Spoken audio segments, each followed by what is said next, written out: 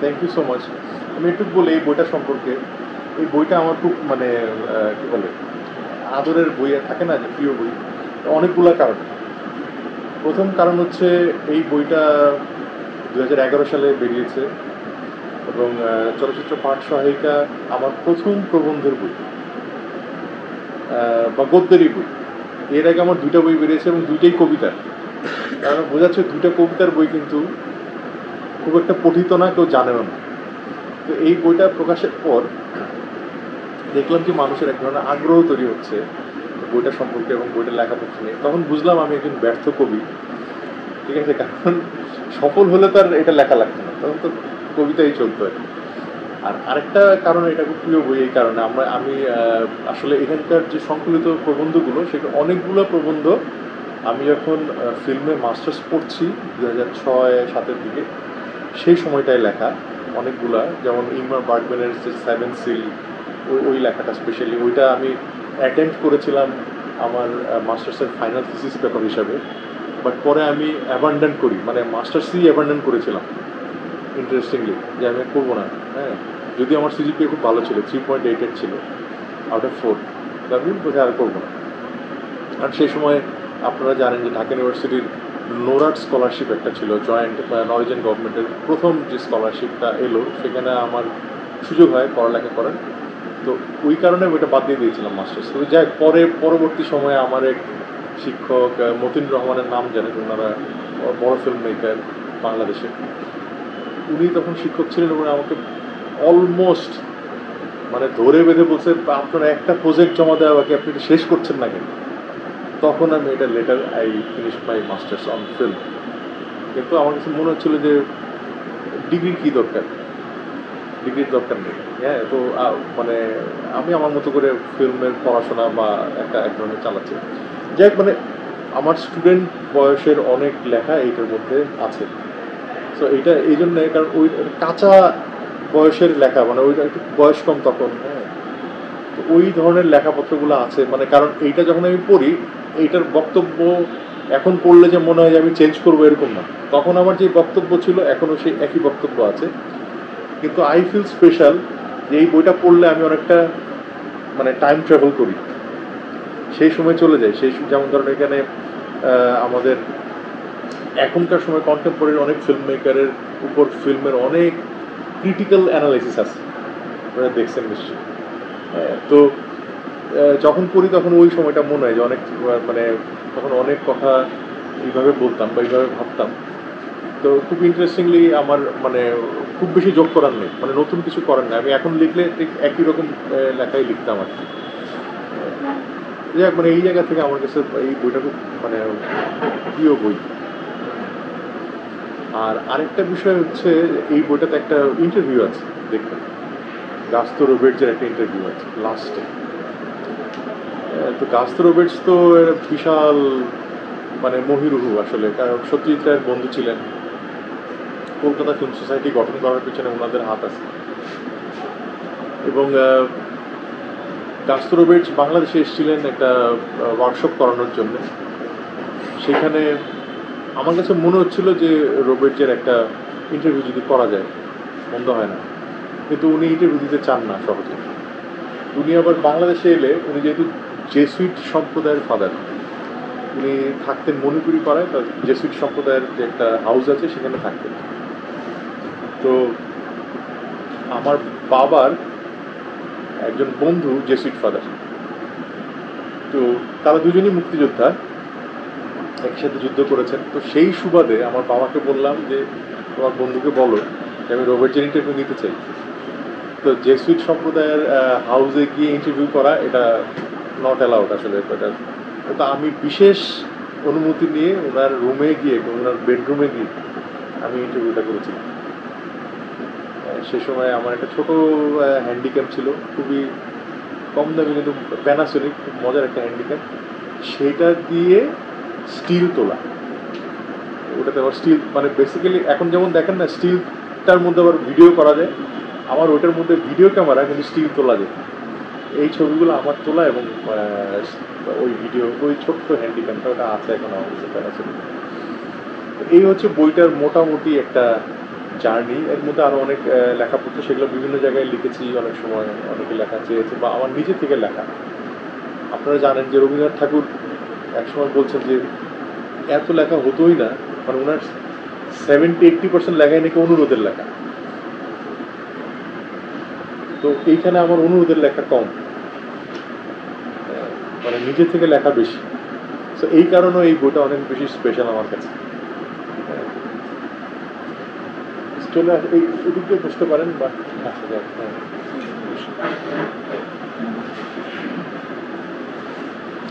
আর আর কোনো যদি জিজ্ঞাসা থাকে অথবা জিজ্ঞাসা ঠিক না, আমার একটা অভিজ্ঞতা বলি। আমি মেইনলি হচ্ছে ফিল্ম রিভিউ লিখি মাঝে মাঝে, জাস্ট প্রাতিষ্ঠানিক যেরকম সেরকম না, জাস্ট নিজের মতো নিজের অনুভূতি এরকম লিখে ফেসবুকে সেটা বলি। ওইটা দেখার পরে একটা মানে পত্রিকার ফিল্মের একজন বলছিল যে তুমি যদি একটু ভালো করে লেখার চেষ্টা করো তো আমাদের পেপারে হচ্ছে ছাপানোর জন্য দেওয়া হবে। আমি বলছিলাম যে আমি মৃণাল সেনের একটা মানে লাস্ট দেখা ছবি ছিল মহাপৃথিবী, এটা সদস্য দেখছিলাম, তো ভাবলাম যে ওইটা নিয়ে একটা লিখি। তো এটা নিয়ে আমি আমার মতো করে একটা লিখছি। তো লেখার পরে যে ভাবলাম যে দেখি ইন্টারনেটে কিছু পাই কিনা। তো এখানে যে ফিল্ম ফিতে আপনার একটা লেখা আছে, এটা নিয়ে বেশ দীর্ঘ একটা লেখা আছে। তো আপনার লেখাটা পড়ার পরে দেখলাম যে মানে আমার লেখার সাথে কোনো মিল নাই, টোটালি মিল নাই। এবং দেখলাম যে আমি হচ্ছে যেভাবে বিষয়টা ব্যাখ্যা করছি ওইটা আসলে ঠিকও নাই টোটালি। এরপরে ওই আপনার লেখা থেকে কিছুটা একটু ধার নিয়ে আবার আমার লেখাটা একটু এডিট করে তারপরে এটা মানে পাঠালাম, পরে ওটা ছাপা হয় দৈনিক বার্তা পত্রিকা। ফ্যান্টাস্টিক। এইটাই তো অ্যাকনোলেজমেন্ট দিছিলেন তো? অ্যাকনোলেজমেন্ট না, ওটা দেওয়া হয়নি। ওটা আসলে মানে লিমিট একটা শব্দ সংখ্যা ছিল, সেই জন্য না, এটা পত্রিকাওয়ালাদের, এটা পত্রিকাওয়ালাদের একটা যেটা পাঠাইছিলাম সেটাও আবার ওরা আবার অনেক কাট এডিট করে। হ্যাঁ হ্যাঁ, না পত্রিকায় এটা একটা সীমাবদ্ধতা, হ্যাঁ, যে স্পেসটা কম থাকে, স্পেসটা কম থাকে এবং তারা আমার অনেক লেখার রেফারেন্স কেটে ফেলে দেয়। তা আমি জিজ্ঞেস করি যে রেফারেন্স কেটে ফেলে দিচ্ছেন কেন, তাহলে এটা লাগবে না। তো এইটা রেফারেন্স কেটে ফেলে দিলে যেটা প্লেজারিজম হয়ে যায়, তখন আমি এই জন্য পত্রিকায় লিখতে চাই না খুব একটা বেশি। হ্যাঁ, তো এরা এই কাজটা করে যে কেটে ছেটে ফেলে দেয়, তার ফলে সাইজ ছোট করতে হয় ইত্যাদি ইত্যাদি নানা রকম। আবার দেখবেন যে বড় করে ছবিটা দেয়, তুমি ছবি ছোট দাও, টেক্সটটা ঠিক রাখো, তাইলেই তো হয়। কিন্তু ওরা দেখবেন ডিজাইনের জন্য ছবি বিশাল বড় দেয়। আর দেখ এটা মানে অন্য ব্যাপারও আছে, যেমন আপনার তো যাই মানে একটা আপনার লেখার মধ্যে আমার ওই যে ছোট কিছু হয়তো বা নিয়েছেন, সেটা তো ঠিক আছে, মানা যায়। একবার হলো কি, আমার একটা বই আছে, বইটার নাম হচ্ছে কলকাতা, মানে সত্যজিতের কলকাতা 3, কলকাতা থেকেই বেরিয়েছে।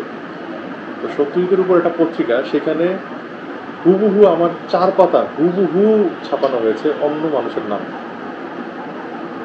মানে আমি তো আসলে সব পত্রিকা কিনি, চলচ্চিত্রের যা বেরোয়। আমি খুব মন খারাপ হলো আর কি এটা দেখে, যে নামটা ভিন্ন মানুষের, শিরোনামটা আলাদা, তো লেখাটা হচ্ছে line to line, copy to copy হচ্ছে 4 পাতা আমার। তো আমি যখন ফেসবুকে সেটা দিলাম, যেটা দেওয়ার পর অনেক তোলপাড় হলো, অনেক, এবং সম্পাদক ক্ষমা চাইলেন। হ্যাঁ, তারপর যিনি লেখক তিনি পরের দিন যোগাযোগ করলেন, বললেন যে আপনি পোস্টটা সরিয়ে নেন, আমার ওয়াইফ খুব অসুস্থ। আমি বললাম যে আপনি সমবেদনা থাকলো, কিন্তু এটা কেন করতে গেলেন, মানে বলে আমি খেয়াল করিনি আপনার নামটা আছে এখানে। এটা ট্রিবিউনে ছাপা হয়েছিল। তো যদি কারো নাম খেয়াল করা না যায়, তাহলে কি পুরো লেখাটা ছাপিয়ে দেওয়া নিজের নামে জায়েজ? তো আমার মনে হয় যে এইটাও একটা ক্রাইসিসের মধ্যে দিয়ে যাচ্ছি আমরা। আমি বলছি না আপনাকে যে স্টুডেন্টরা অনেক সময় তাদের অ্যাসাইনমেন্টে অনেক জিনিস করে, যেমন আমারই এক পরিচিত ছোট বোনের মতোই, ও ফিল্ম জার্নালিজম ডিপার্টমেন্টে পড়তো। তো সূর্যকন্যা নিয়ে যে আমার লেখাটা, আমি দেখলাম যে ও অ্যাসাইনমেন্ট জমা দিয়েছে। অ্যাসাইনমেন্ট জমা দেওয়ার পর আমাকেও দেখতে দিচ্ছে যে আমি লিখেছি, কেমন হলো, আপনার বইটার সাহায্য নিয়েছি, ভালো। আমি দেখলাম যে অলমোস্ট আমার প্রবন্ধটাই আসলে ও লিখেছে, লিখে জমা দিয়েছে, এবং without reference. So I didn't mind, কারণ ছাত্র মানুষ হয়তো রেফারেন্সিং বোঝে না, কিন্তু আমি বলছি অনেক স্ট্যাবলিশ লেখকদেরও কিন্তু এই ঝামেলা হয়, যারা বড় বড় লেখক তারাও উইদাউট রেফারেন্সে লেখা ছাপে। আবার রেফারেন্স কেন ছেপেছে সেটারও আবার এক ধরনের ইয়ে পাওয়া যায়, কমপ্লেন পাওয়া যায় যে আপনি তো শুধু রেফারেন্স দেন, নিজের কথা কোথায়, এত রেফারেন্স কেন। তো ক্রাইসিস, নানা ক্রাইসিস আছে আর কি। তো এখন ধরেন যদি মৌলিকত্বের কথা বলি, মানে পৃথিবীতে তো মৌলিক বলতে কিছু নেই। মানে মৌলিক বলতে যদি চান তাহলে আপনার যাওয়া উচিত মাকড়সার কাছে। মাকড়সার জাল হচ্ছে একমাত্র মৌলিক বিষয়, যে নিজের পেট থেকে বের করে দেয়। এছাড়া আর কি মৌলিক আছে? আপনারা জিম জার্মুশের নাম জানেন, ইন্ডিপেন্ডেন্ট ফিল্ম মেকার, আমেরিকার। তার মানে অনেক ছবি আছে যে মানে যে জনরার ডেফিনেশন পাল্টে দিয়েছে। যে জিম জার্মুশ বলছে যে তোমার 2 হাত ভরে নকল নাও, নকল করো, মানে চুরি করো, কিন্তু সেটা প্রেজেন্টেশনটা তো আপনার মতো করে হইতে হবে। আপনি যদি ধরেন ইউনিক না হইতে পারেন, মানে থাকবে ইনফ্লুয়েন্স থাকবে ইত্যাদি ইত্যাদি। আপনি কিল বিল দেখেন, কোয়েন্টিন টারান্টিনোর ইনফ্লুয়েন্স আছে না? ওইখানে আপনি ব্রুসলির ইনফ্লুয়েন্স পান না? হলুদ ড্রেস, সামুরাই মানে জাপানিজ সামুরাই মুভির ইনফ্লুয়েন্স পান না? স্প্যাগেটি ওয়েস্টার্নের ইনফ্লুয়েন্স পান না? পান তো। বাট টারান্টিনো কিন্তু ওইটা অনেকটা ট্রিবিউট করে বানানো। কেউ বলতে পারবো না যে এই লোকটা একদম একদম সরাসরি ট্রিবিউট করে, এটা বোঝাই যায় যে ও ট্রিবিউট দিচ্ছে, সেটা একটা ব্যাপার। আবার ধরেন আমাদের অনেক জায়গায় মানে সত্যজিতের ছবি ঝুলছে, এই জন্য বলছি যে সত্যজিতের গুপিগাইন বাঘাবাইন ছবির অথবা হীরক রাজার দেশের রেফারেন্স হাজারো জায়গায়, মানে এই গত জুলাই থেকে তো রাস্তা রাস্তায় হচ্ছে রেফারেন্স, তাই না? এই যে এগুলো হচ্ছে টেক্সচুয়ালিটি, হ্যাঁ, এটা মানে বলে যে একটা আরেকটার টেক্সট থেকে নিয়ে আরেকটা টেক্সট গঠন করা। তো এই প্যারাটেক্সুয়ালিটির মধ্যে দিয়ে আপনি কাজ করেন, কোনো সমস্যা নেই, কারণ ইউ আর গিভিং ট্রিবিউট।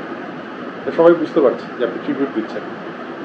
কিন্তু অনেক সময় হয় কি যে আমরা ফিল্ম মেকিংয়ের ক্ষেত্রে ট্রিবিউট দেই না, একটা ছবি নিজের মতো করে তৈরি করে ফেলি, হ্যাঁ, তারপর দেখা যায় ওই ছবিটা আসলে অন্য একটা ছবির হুবহু। আমরা যেমন কথার কথা বলি, আপনারা অ্যানিমেল ছবিটা দেখেছেন, অ্যানিমেল ছবির সাথে যদি কি তুফান ফ্রেম টু ফ্রেম মেলে, কোথাও কি কোনো এটা বলা আছে যে এটা আমি অ্যানিমেলের ইয়েতে ইন্সপায়ার্ড বাই অ্যানিমেল? বলা নাই। এটা তো আমি মনে করি শিল্পীর অসততা। আর ওইটা আপনি যদি বানাতে চান তাহলে আপনি কেয়ামত থেকে কেয়ামতের মতো অনুমতি নিয়ে বানান, রিমেক করেন, সমস্যা নেই। যেমন আমাদের বেদের মেয়ে জ্যোৎস্না কিন্তু রিমেক হয়েছিল ওপারে, সেটা করেন, সমস্যা নেই। কিন্তু আপনি বলছেন না, কিন্তু আবার মানে ফ্রেম টু ফ্রেম নকল হচ্ছে। এইটা হয় কি যে আপনি যতই ভালো বানান না কেন, মানে আগে আমাদের ছবি ধরেন মুন্সিয়ানা ছিল না, মানে টেকনিক্যালি ওয়াজ নট সাউন্ড। কিন্তু এখনকার ছবি টেকনিক্যালি সাউন্ড, কিন্তু নকলবাজিটা আবার ঠিকই আছে। তাহলে হয়তো বা আশা করা যায় সামনের দিনে সেটা নাই হয়ে যাবে, আশা করা যায়। কিন্তু স্টিল নাও তো এটা এখন পর্যন্ত আসলে আমরা নকল করছি। মানে ওই যে কিছুক্ষণ আগে কথা হচ্ছিল না বলিউডের প্রভাব, হ্যাঁ, এই বলিউডের প্রভাব আপনারা হয়তো বা দেখেন না, কিন্তু ডমিনেশনটা কিন্তু আছে বলিউড। আমরা তাহলে তুফান এত হিট করছে এবং অ্যানিমেল ছবিটাও কারো অদেখা নাই, সবাই দেখেছেন, ওটিটি প্ল্যাটফর্মে হোক আর আপনার টরেন্ট থেকে হোক দেখেছেন। তো এটা অস্বীকারের উপায় নেই যে একটা ডমিনেটিং ফ্যাক্টরে এখনো পর্যন্ত Indian film, not only Bollywood, south Indian film.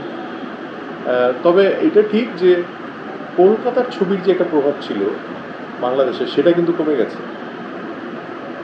কারণ কমে গেছে দুইটা কারণ। একটা হচ্ছে কলকাতার ছবি মানে যেই ধরনের ছবি সেলিব্রেটেড হয় সেই ধরনের ছবি সেরিব্রাল ফিল্ম, অর্থাৎ একটু চিন্তাশীল মগজলা ফিল্ম। ওই ছবি এখানে বানালে বাজারটা হচ্ছে ইম্পর্টেন্ট, ওই ছবি এখানে বানালে বাজার পাবে না।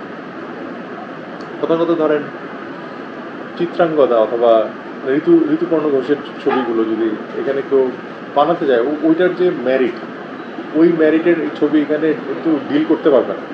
বা ওখানে ধরেন যে সমস্ত ট্যাবু নিয়ে কাজ করেছিল, সেই ট্যাবু নিয়ে তো বাংলাদেশের ফিল্ম মেকাররা কাজই করতে পারবে না। তো এইগুলো নানা কনস্ট্রেন্ট তো আছে আমাদের, কারণ আমরা সাবজেক্ট মানে ধর্ম নিয়ে কাজ করা যায় না এখানে।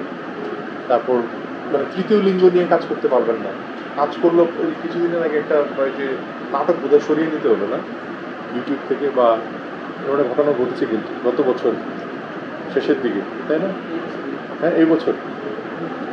তো এই তো ট্যাবু পারবেন না। তাই একটা ফিল্ম মেকার হিসাবে প্রথমেই আপনার এটা সেন্সরশিপের মধ্যে পড়তে হচ্ছে এখানে, যে এটা নিয়ে করা যাবে, এটা নিয়ে করা যাবে না, গেল। তারপর ধরেন এক ধরনের ডোমিনেশন আছে। এই ডোমিনেশনটা যে পার্ট অফ কালচারাল পলিটিক্স। তা আমাদের এই কালচারাল পলিটিক্সের মধ্যে আমরা কোন হেজিমনির মধ্যে থাকছি, আমরা উল্টা ন্যারেশন তৈরি করতে পারছি কিনা, ন্যারেটিভ তৈরি করতে পারছি কিনা, উল্টা ডিসকোর্স তৈরি করতে পারছি কিনা, বা ডিসকোর্স তৈরি করার জন্য যতটুকু আমার পঠন পাঠন দরকার, চর্চা দরকার, সেটা আছে কিনা, এটা বড় প্রশ্ন। আপনি ন্যাশনাল ইস্যু হ্যান্ডেল করবেন আপনার ছবিতে, আপনি ঠিক পরিষ্কার না যে ন্যাশনাল ইস্যু বলতে আসলে কি বোঝায়, তাহলে আপনি হ্যান্ডেল করবেন কিভাবে ওই জিনিসটা, মুশকিল। সেই জন্যে দেখবেন যে মানে আমরা অনেক ছবিতে, যেমন একটা উদাহরণ যদি দেই, ধরেন তারপর অ্যাডাপ্টেশনের কথা যদি বলি, প্রচুর অ্যাডাপ্টেশন হয়েছে না আমাদের দেশে। কারণ অনেক বড় বড় ফিল্ম মেকাররা কিন্তু অ্যাডাপ্টেশনের ছবি এখন স্টিল না, হলিউডে কিন্তু অ্যাডাপ্টেশনের প্রচুর ছবি হয়। এবং দেখুন প্রায় ছবিতে দেখবেন based own true story, based on this best seller, এরকম দেখেন না, আপনারা দেখতে পান। উদাহরণ দিতে পারবেন এরকম দু একটা ছবি? হ্যারি পটার একটা বড় উদাহরণ। আর একটা বড় উদাহরণ ধরেন জেমস বন্ড। এগুলো সব তো উপন্যাস, গল্প থেকে, সাহিত্য থেকে অ্যাডাপ্টেশন করা, তাই না? আচ্ছা, রিসেন্ট সময়ের একটা উদাহরণ দিতে পারবেন বাংলাদেশের adaptation?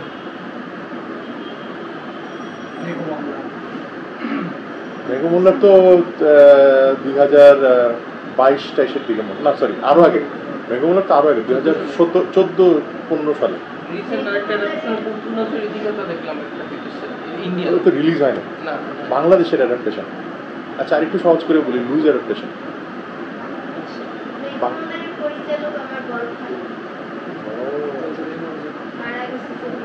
I know him very personally, মানে আমাদের ঘনিষ্ঠতা ছিল, পরিচয় ছিল।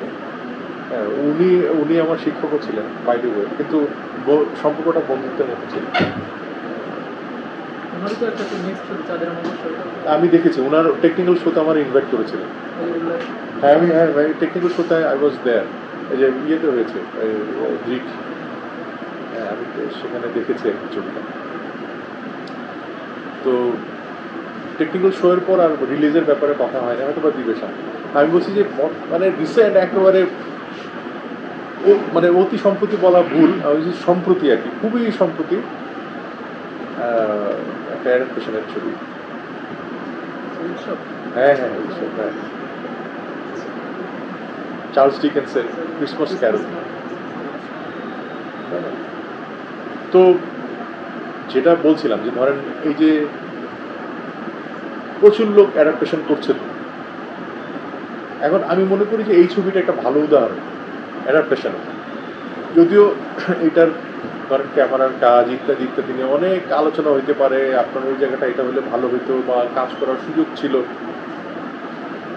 Despite of all this arguments, এটা একটা গুড অ্যাডাপ্টেশন। কারণ স্ক্রিপ্টটা ওরা যেভাবে ভেবেছে, ক্রিসমাস ক্যারল একটা বড়দিনের প্রেক্ষাপটে, একটা ঈদের প্রেক্ষাপট যেভাবে সাজিয়েছে, এটা কিন্তু খুব মানে আমার কাছে ব্রিলিয়ান্ট মনে হয়েছে। আমার ইয়েটা কি যে সত্যজিৎ যেমন পথের পাঁচালী একটা এক্সিস্টিং উপন্যাস সেখান থেকে নিয়ে বানিয়েছে।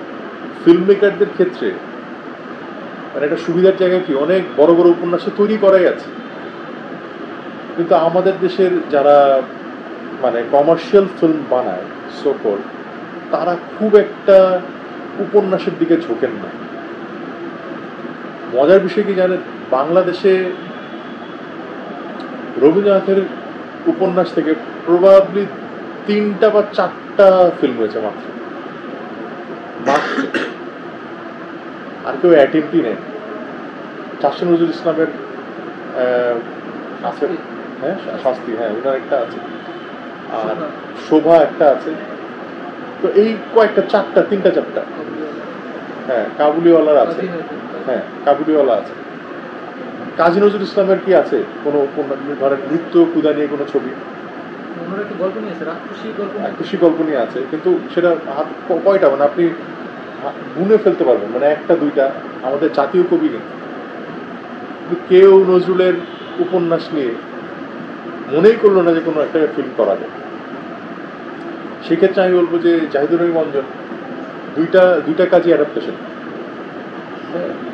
তো মানে আমি মনে করি কি যে যারা ফিল্ম মেক করে তাদের জন্য কিন্তু বড় বড় ঔপন্যাসিক বা গল্পকার তারা অলরেডি এক্সিস্টিং, ভাই ওখান থেকে নাও। আর আপনার যদি কোনো প্লট না থাকে, আপনি ভেবে পাচ্ছেন না, তাহলে তো অলরেডি আপনার কাজ করে রাখছে অনেকে।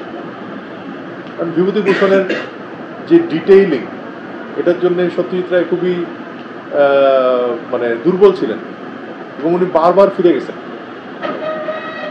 অপু ট্রিলজির কথা বাদ দিল, অশনি সংকেত তো বিভূতিভূষণের। তো বিভূতিভূষণের আরণ্যক যদি পড়ে থাকেন দেখবেন যে কি ডিটেইলে ব্যাখ্যা করছে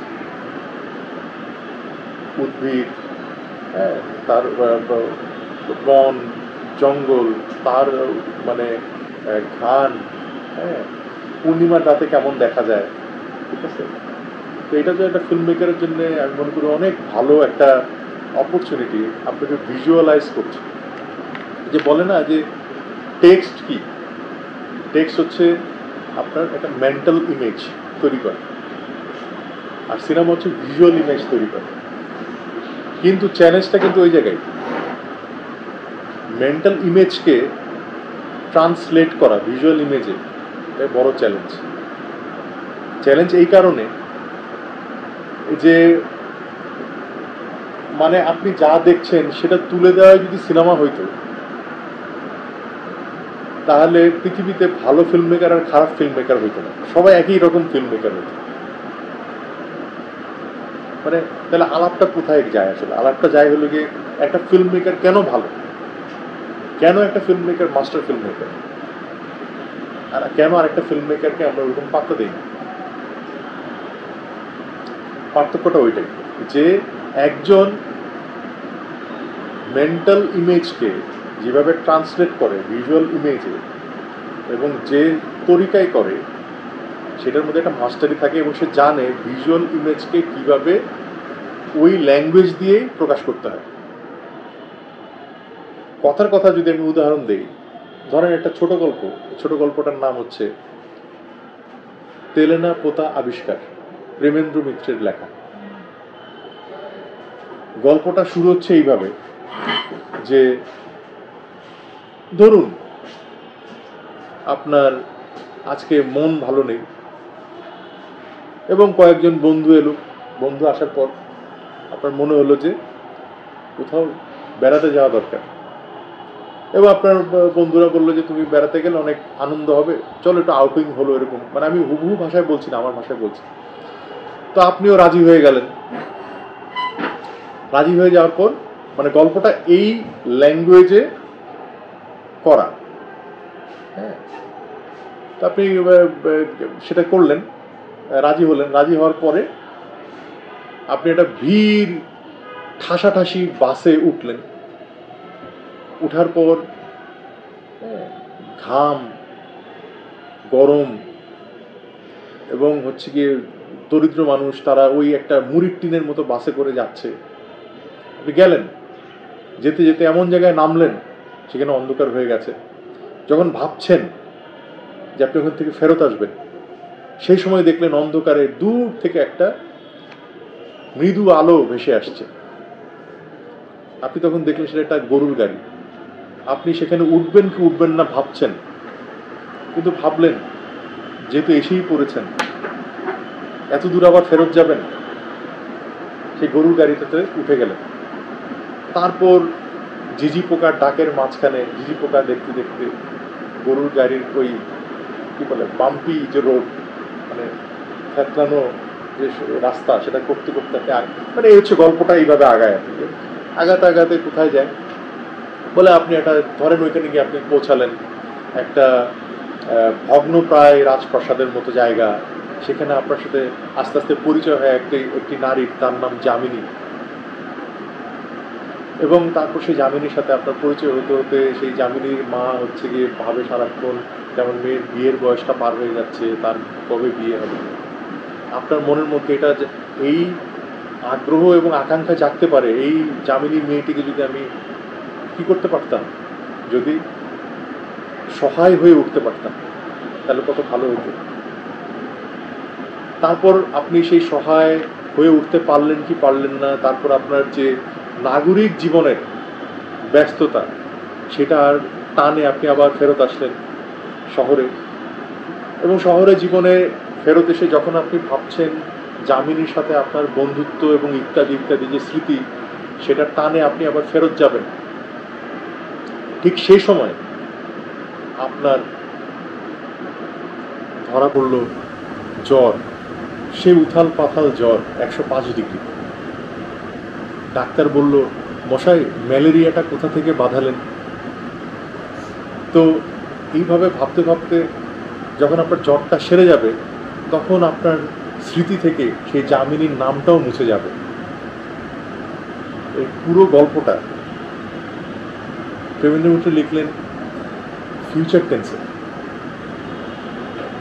মানে আমি বললাম যে যদি এটা হতো, যদি ওটা হইতো, যদি ওটা করতেন, তাহলে যামিনী নামের একটা মেয়ের সাথে দেখা হতো, তারপর দেখা হলে তার সাথে সম্পর্ক হতো, সম্পর্ক হওয়ার বন্ধুত্ব হতো, বন্ধুত্ব রেখে আপনি আবার শহর জীবনে ফিরে এলেন, ফিরে এসে মনে হতো যে আপনি ফিরে যাবেন, কিন্তু জ্বর হওয়ার কারণে আপনি আর ফিরে যেতে পারলেন না। ভেবে নেন পুরোটাই একটা স্মৃতি ছিল বা একটা কল্পনার ব্যাপার ছিল মাত্র, শেষ গল্প। কিন্তু এই গল্পটা যখন ফিল্মে ভিজুয়াল ইমেজে ট্রান্সলেট হয়, কে করলেন? মৃণাল সেন করলেন, নাম দিলেন খান্ডাহার বা রুইন্স। খান্ডাহার ছবিটার মধ্যে উনি দেখালেন কিভাবে ভবিষ্যতে তার সিনেমা দেখানো যায় না, দেখানো যায় হয়তো ওটা সাইফাই হয়ে যাবে, তো এটা তার সাইফাই গল্প না, সেটা হচ্ছে ভবিষ্যতের একটা সম্ভাবনার কথা বলছে। তাহলে সেই জায়গার থেকে ভিজুয়াল ইমেজে ট্রান্সলেট কি করে হলো? বলছে যে মৃণাল সেন করলেন কি, একদম উল্টে একটা পথ বাছাই করলেন। উনি করলেন কি, ফ্ল্যাশব্যাক ব্যবহার করলেন এবং যে প্রোটাগনিস্ট তাকে বানায় দিলেন একটা ফটোগ্রাফার। শুরুতেই দেখা গেল একটা বিধ্বস্ত ভবনের একটা দরজার মধ্যে একটা করুণ দৃষ্টিতে এক নারী দাঁড়িয়ে আছে। মানে ওই যে নেগেটিভ, যখন আপনারা তো এখন আর নেগেটিভ ওইভাবে করে না, ছবিতে রূপান্তর হচ্ছে, তখন দেখি ওই মানে অপেক্ষা নিয়ে দাঁড়িয়ে আছে একজন নারী, সেই ছবিটা বেশি উঠল। তারপর ছবি ফ্ল্যাশব্যাকে গেল কিভাবে এই যামিনীর কাছে ও গিয়েছিল। পুরো গল্পটা কিন্তু টাইমলেস। এটা কি 19 শতকের গল্প না 21 শতকের গল্প, বা সেই সময় শহরে কোনো আন্দোলন হচ্ছিল কিনা, শাহবাগে কোনো মুভমেন্ট হচ্ছিল কিনা, এরকম কোনো ইশারা ইঙ্গিত কিছুই নেই। Timeless story. তো মনে হচ্ছে কি যে আপনাকে প্রাগৈতিহাসিক কোনো জায়গায় নিয়ে গেছে। এখন এটা কি করবে, মৃণাল সেন কি করলেন, একটা দৃশ্য রচনা করলেন। বন্ধুরা ওই ভগ্নাংশ এবং মানে একটা গভীর মানে গ্রামের ভেতর গেলেন, যেখানে আসলে জনমানব শূন্য এবং বিদ্যুৎ বলতে তো নাই, যেখানে মানে ঘরের মধ্যে পেঁচার মুখ দেখা যায়, মানে পেঁচা এসেও আশ্রয় নেই, এরকম একটা অজপাড়াগার। সেখানে গিয়ে উনি ক্যারেক্টার পিক দিয়ে একটা ক্যালেন্ডার নেওয়ালেন এবং বললেন যে ওমা এই তো দেখি সন তারিখ কিছু নাই, মানে টাইমটা লেস করে দিচ্ছে। তারপর বলছেন যে প্রোটাগনিস্ট কোথায় যাচ্ছে, মানে আপনারা যদি দেখে থাকেন ছবিটা দেখবেন, এটাতে অভিনয় করেছেন নাসিরুদ্দিন শাহ, আর জামিনীর চরিত্রে ছিলেন শাবানা আজমি। এই রাতের বেলা এসে, যেখানে আসলে আপনারা শুনেছেন যে প্রচণ্ড ভিড়, বাস, মানে ঘেমে ঘর্মাক্ত, ক্লান্ত, শ্রান্ত, এরকম একটা শরীর, তারপরে ওই শরীর নিয়ে গরুর গাড়ির মানে ঝাঁকি খেতে খেতে যাওয়ার পর কারো হাড় আর মাংস তো এক থাকার কথা না। তারপরও মৃণাল সেনের এই চরিত্রটা, ফটোগ্রাফার, সে চাইলো যে না আমি এই অন্ধকারের মধ্যে রাতে উঠে একটু দেখি চারপাশটা। সাধারণত এরকম হওয়ার কথা না, কিন্তু মৃণাল সেন এমনভাবে ক্যারেক্টারটা ডেভেলপ করলেন যে ও ফটোগ্রাফার, ও ফটোগ্রাফিক ইমেজ এখানে কি পাওয়া যায় সেটার জন্য জানার জন্য উদ্গ্রীব হয়ে আছে। গেল, যাওয়ার পর টর্চ দিয়ে দেখছে সব, মানে অন্ধকারকে দেখছে টর্চ দিয়ে, যে টর্চের আলো আসলে অলমোস্ট গ্রাস হয়ে যাচ্ছে, এত ঘন অন্ধকার। সেই অন্ধকারের মধ্যে হঠাৎ দেখা গেল মানে ভগ্নপ্রায় এক প্রাসাদ, সেখানে এক জানালায় এক নারী দাঁড়িয়ে আছে এবং তার উপর টর্চ পড়ার সাথে সাথে সে জানলা থেকে সরে গেল। তাহলে এই অন্ধকারের ভিতর আরেক অন্ধকারকে খুঁজে পাওয়ার যে একটা কাব্য রচনা করলেন, ভিজুয়াল ইমেজ, অর্থাৎ বিষয়টা কি দাঁড়াচ্ছে যে আপনি ভিজুয়ালি আপনি কবিতা রচনা করছেন, তাই নয় কি? মানে অন্ধকারের মধ্যে এমন এক ক্যারেক্টারকে খুঁজছেন যার নাম জামিন। তো কেন ভালো ফিল্ম মেকার হয়ে ওঠে একজন মানে ফিল্ম মেকার, এটা হচ্ছে এই সমস্ত কারণে হয়ে ওঠে। কারণ আপনার সামনে তো টেক্সট আছে, ভালো কথা, টেক্সট তো থাকতেই পারে। যদি টেক্সট না থাকে আপনি নিজে লেখেন টেক্সট, সমস্যা নেই। কারণ খুব একটা আপনারা শুনতে শুনতে হয়তো বা ইয়ে হয়ে গেছেন, মানে কি বলে, কান ঝালাপালা হয়ে গেছে ব্রেথলেসের কথা শুনতে শুনতে। ব্রেথলেস আপনারা মনে হয় 100 বার দেখে ফেলছেন। তো ব্রেথলেসের কাহিনী কার লেখা জানেন? গল্পটা কার লেখা? হ্যাঁ, শেক্সপিয়ার? না না না না, আমি জলুক গদারের ব্রেথলেসের কথা বলছি। গল্পটা কার লেখা? ছোট গল্প, ওর বন্ধুর লেখা। বন্ধুটার নাম ফাসা ত্রুফোল। ত্রুফোল লেখা, এবং ত্রুফোল লেখা গল্প একটা প্রেমের গল্প। আট পরে একজনের প্রেম করে এবং গাড়ি চুরি করে ইত্যাদি ইত্যাদি, এবং খুবই মানে আমি বলবো যে অ্যাজ ইউজুয়াল যেভাবে একটা মানে গল্প আগায়, একটা থ্রিলার গল্পের মতো একটা গল্প লেখা। গদারও তাই চাচ্ছিলেন যে আমি এটা কথা গল্পই নিব, কিন্তু আমি মেকিংটা এমনভাবে করবো এটা তাক লেগে যাবে লোকজন। দেখেন জাম্প কাটের জন্মই হলো এই ছবিটা থেকে। এমনভাবে ট্রিটমেন্ট দিলেন, বলে যে গদার বলছে যে হলিউডে তোমাদের একটা বন্দুক আর একটা মেয়ে মানুষ হলিতে ছবি হয়ে যায়, আমিও সেম ছবি বানাই, গান অ্যান্ড গার্ল, কিন্তু it will be very much different from হলিউডের ন্যারেটিভ থেকে আলাদা হয়ে যাবে। হলো সেটা, তাই না? ওটা গল্পটা কিন্তু এমন আহামরি কিছু না। একটা গাড়ি চোর, এটা পুলিশ মেরে ফেলে গুলি করে, তার গার্লফ্রেন্ড হকার, সে যখন টের পায় তখন পুলিশকে খবর দেয়, পুলিশ আসে, পুলিশের গুলিতে সে মারা যায়, এই তো গল্প। কিন্তু ব্রেথলেস কেন এত মানে এত বিখ্যাত কেন?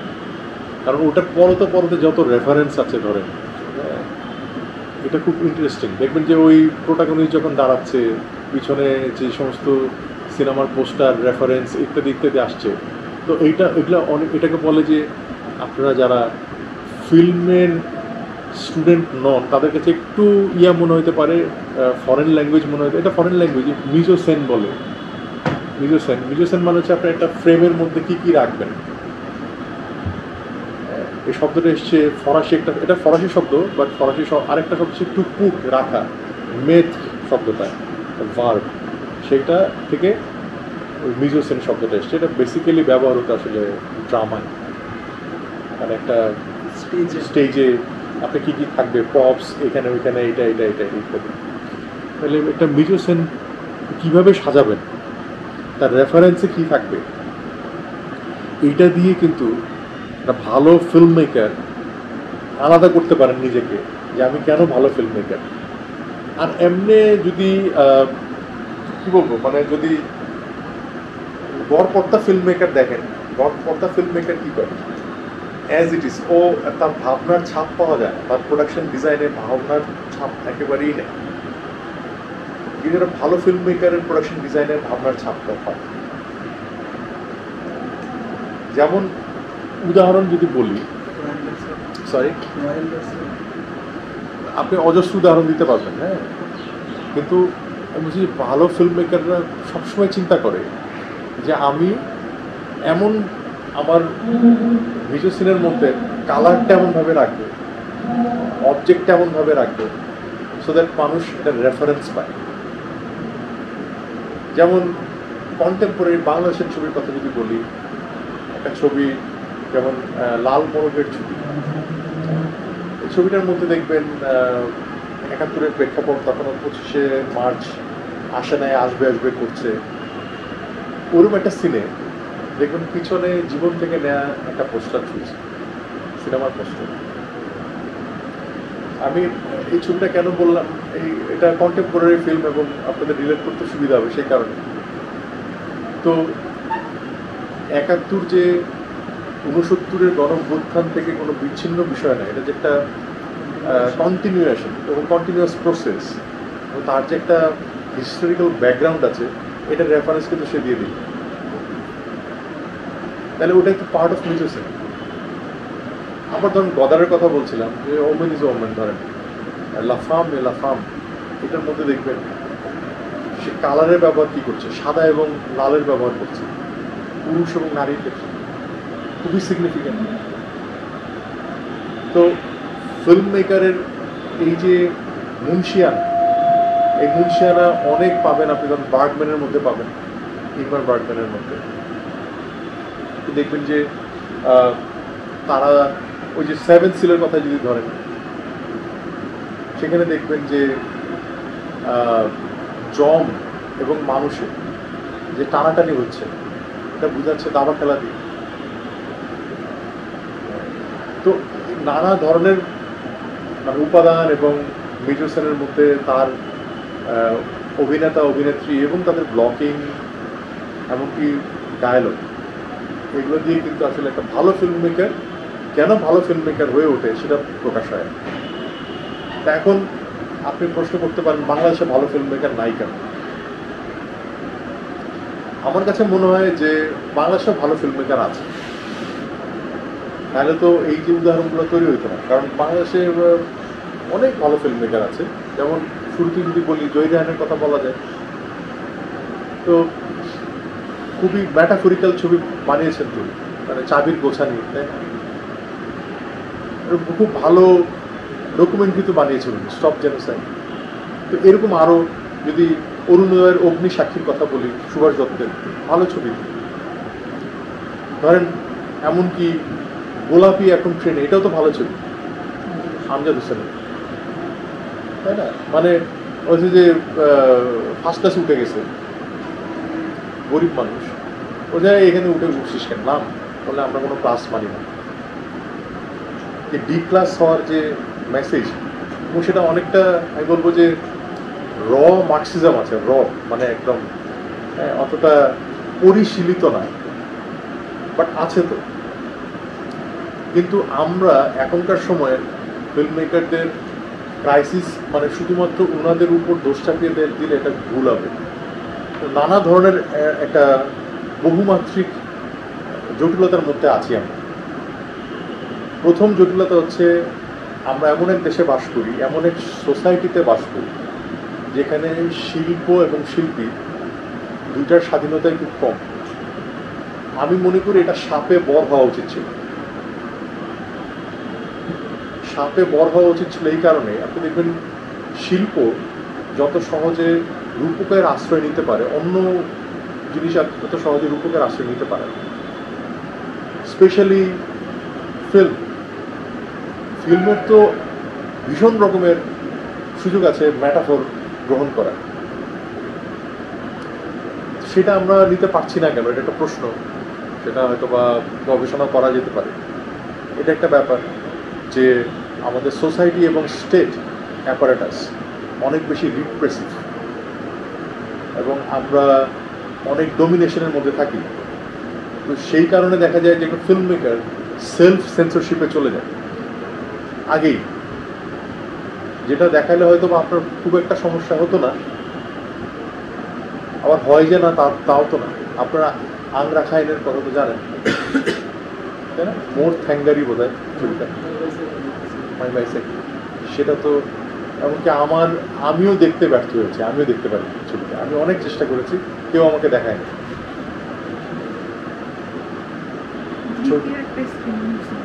আমি সামহাও এটা মিস করেছি। কিন্তু এটা মানে কি এমন ছবি যে যা দেখলে মহাভারত অশুদ্ধ হয়ে যাবে? একটা ছবির শক্তি আর কতদূর? তবে শক্তি যে আছে সেটা বোঝা যায় যখন কোনো ছবি সহজে প্রদর্শন করতে দেয় না। ভয়টা কোথায়? মানে আমরা দেখলাম যে রানা প্লাজা নিয়ে ছবি হলো, দেখতেই দিল না, ব্যান করে রাখলো। আমরা দেখলাম শনিবার বিকেল নিয়ে ছবি হোলি আর্টিজান নিয়ে ছবি হলো, দেখতেই দিল না, এখনো দিচ্ছে না। তাহলে ভয়টা কোথায়? এই যে ভয়, আমার মনে হয় এইটাই চলচ্চিত্রের শক্তির জায়গা। আমার মতে একটা ফিল্ম দেখালে আহামরি কিছুই হয় না আসলে। কেন জানি মানে এটা একটা সাইকিতে কাজ করে, মানে যারা শাসক গোষ্ঠী ফিল্মকে কেন জানি ভয় পায়।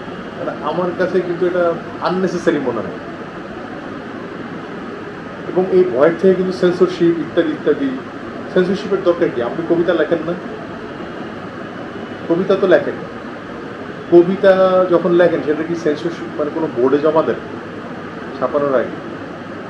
কবিতার বই বেরোচ্ছে না অহরহ, সেটাকে আপনি বোর্ডে জমা দেন এনওসি পাওয়ার জন্য, আমি কবিতার বইটি বের করতে চাই। একটা ফিল্মের কেন থাকবে? ফিল্ম তো ইউর ওয়ে অফ এক্সপ্রেশন। আপনি তো আর্টিস্ট হিসাবে আপনি সেটা প্রকাশ করছেন।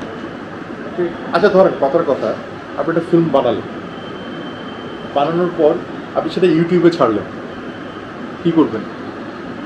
ঠেকানো যাবে?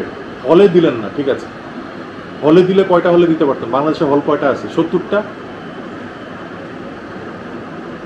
সেই সিনেমার মার্কেটিং ভালো করেন না, কয়টা লোক দেখতো? 200 লোক। আর ইউটিউবে ছাড়লে আপনার সাবস্ক্রাইবার যদি 10 লাখ থাকে তাহলে কয়টা লোক দেখবে? হ্যাঁ, মিনিমাম 10 লাখ। এত ভয় পাওয়ার কি আছে? আমি এটাই বুঝি না। হ্যাঁ, তো দেখা যায় যে ভয়ের চোটে লোকজন অযথাই মানে ফিল্মের উপর একটা কর্তন চালায়। না, আমার কাছে মনে হয় এটা এত ভয় পাওয়ার কিছু নেই। হ্যাঁ বল। এটা তো আমরা বয়স্করা দেখছি যে কোন ধরনের ফিল্ম ফ্যামিলি দেখবে বা কোন ধরনের ফিল্ম বাচ্চাদের দেখতে দেওয়া যাবে না, বা কোনটা হচ্ছে স্পেশালি বাচ্চাদের জন্য করা হচ্ছে, এই ধরনের একটা নিয়ম আমরা শুরুটাতে ছবি দেখছি। অনেক গ্রেডিং আছে আর কি। হ্যাঁ, আমাদের এখানে এটা একটা সমস্যা হচ্ছে। সমস্যা তো ওই একটা জায়গায়, ভয়। গ্রেডিং দিয়ে আপনি সব ছবি ছেড়ে দেন, মানে ধরুন একটা ছবি খুব ভয়ের ছবি, এটা বাচ্চারা দেখলে ওরা ভয় পাবে, দুঃস্বপ্ন দেখবে, ঘুমাতে পারবে না, বাপ মাকে জ্বালাতন করবে। ওদের জন্য ওটা বাতিল। তার মানে হরর এলিমেন্ট থাকার কারণে আপনি লিখে দিলেন ওটা 16+। আবার এমন কিছু ইস্যুজ আছে যেটা প্যারেন্টাল গাইডেন্সে দেখতে হবে, কারণ ও একা একা দেখলে ভুল বুঝতে পারে। প্যারেন্টদের সাথে নিয়ে দেখলে ও বাবা মাকে জিজ্ঞেস করতে পারবে এইটা জিনিসটা কি, বাবা মা তখন বুঝিয়ে দিতে পারবে। আবার ইউনিভার্সাল হচ্ছে সবাই দেখতে পারলো। আবার কোনো কোনো ফিল্মে সেক্স, ভায়োলেন্স এবং ল্যাঙ্গুয়েজ 18+, এটা 18+ হলো। এখন আমাকে বলেন ওটিটি প্ল্যাটফর্মে ছাড়ার জন্য তো সেন্সরশিপ লাগছে না, যদিও নতুন সেন্সরশিপের যে আইন সেটাতে কিন্তু ইমপ্রুভ করা হয়েছে ওটিটি। তো এই আইন পাশ করার আগে ওটিটিতে নেটফ্লিক্সে মানুষের ছবি দেখছে না, দেখছে তো, মানে খুব ঝামেলা হয়ে যাচ্ছে। অথবা ধরেন সিকিম, সত্যজিৎ রায়ের সিকিম যে প্রামাণ্য চিত্রটা, এটা দীর্ঘদিন শেলফ ছিল। সিকিম ছবিটা দেখেন তো, কি আছে ওটার মধ্যে? সিকিমের যে প্রাকৃতিক সৌন্দর্য সেটা নিয়ে বর্ণনা আছে। কিন্তু ভয়, ওই যে সিকিম নিয়ে এক ধরনের ভারতীয় সরকার তাদের এক ধরনের অবজারভেশন বা একটা রাষ্ট্রীয় আয়োজন ছিল যে ওইখানে যাওয়া যাবে না বা ইত্যাদি ইত্যাদি নিষেধাজ্ঞা, এবং সেটা নিয়ে সত্যজিৎ রায় ছবি বানালে কি না কি হয়, এগুলো আমার মনে হয় জুজুর ভয়। এই সমস্ত মানে ছবির খুব বেশি একটা শক্তি নাই।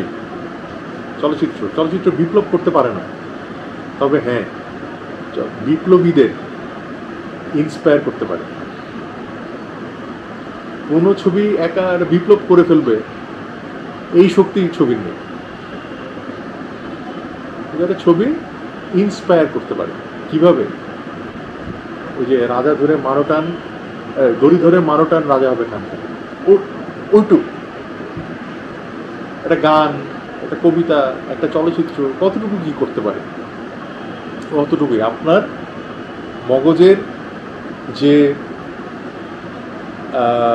নকশা, সে নকশাটা কিছুটা পাল্টে দিতে পারে, অতটুকুতেই অনেক ভয়। এই ভয়টা আমার মনে হয় যে শাসক গোষ্ঠীর পাওয়া উচিত না।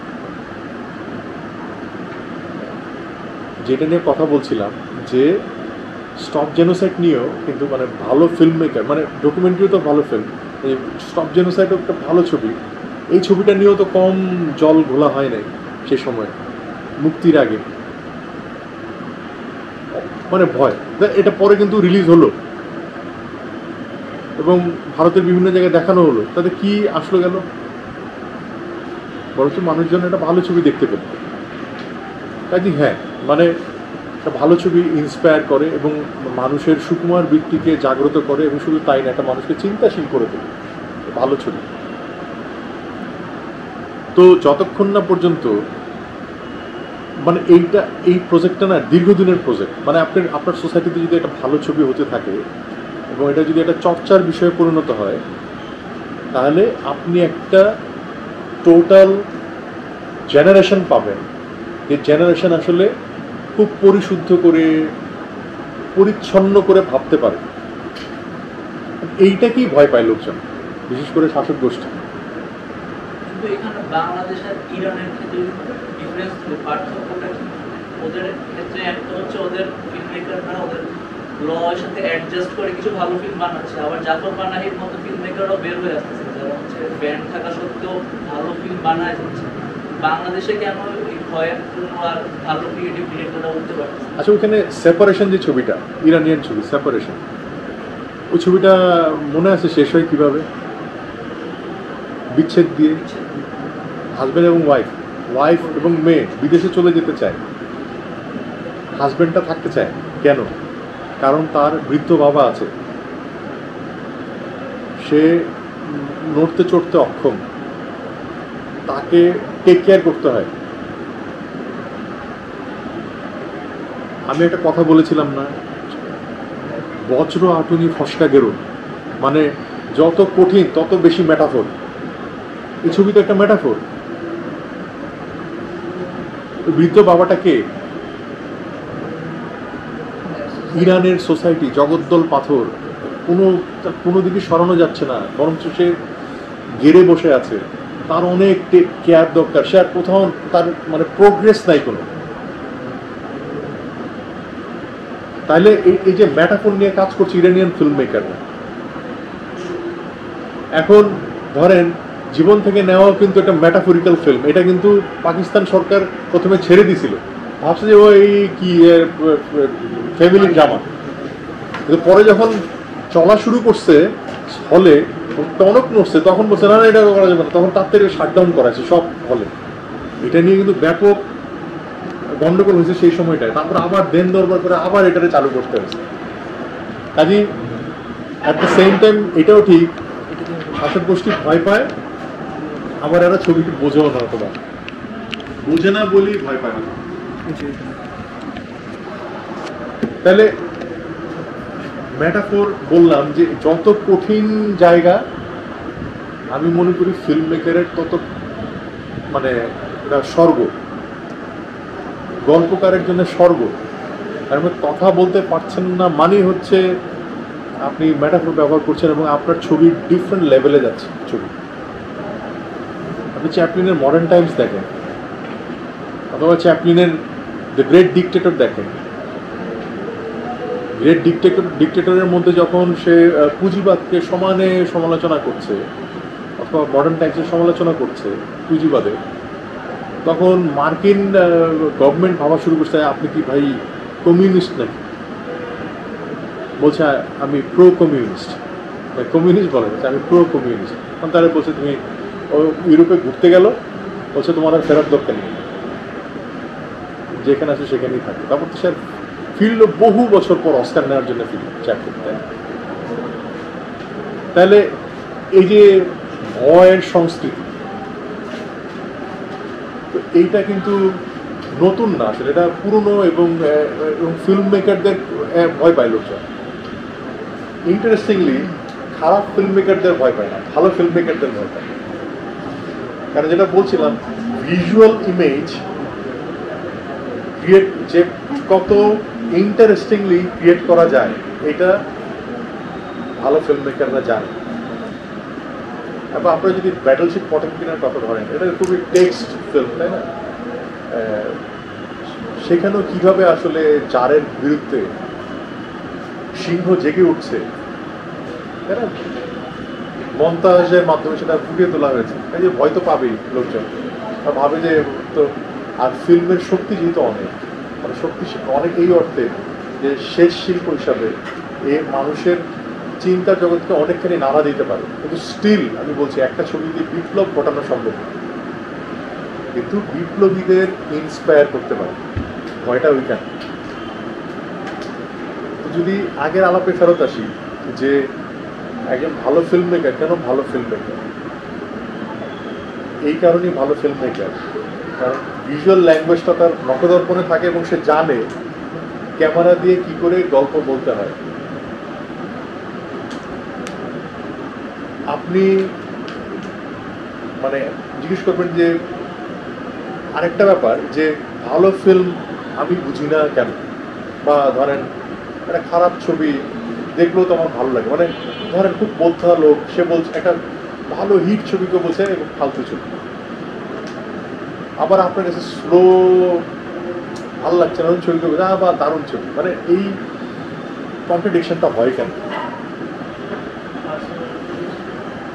একটা হচ্ছে আপনার এক্সপেরিয়েন্স, সাবজেক্টিভ এক্সপেরিয়েন্স, যে আপনি কি ছবি দেখে অভ্যস্ত সেটার উপর।